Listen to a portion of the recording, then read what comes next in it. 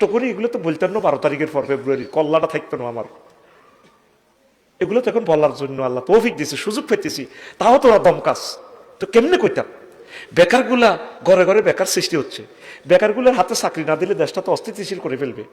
ছেলেপেলেগুলো master degree pass করলে চাকরি বাকরি দরকার, বিয়ে শাদী করবে, কারণ এই ছেলেগুলো বেকারেরা তো আন্দোলন করে। তোরা বোঝাচ্ছ সিস্টেমটা?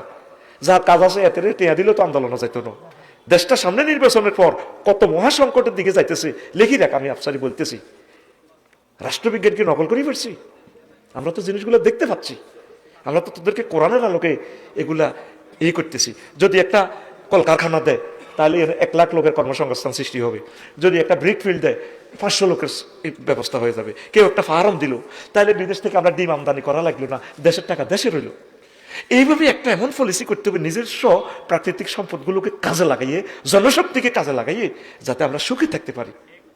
ধর মমিনের ধর সেখান থেকে মাসে 10 লাখ টাকা আয় করে, দুবাই সরকার তার থেকে মাসে 10 কোটি টাকা আয় করে। এখানে প্রতিযোগিতাটা তো চলছে বিশ্বের সাথে।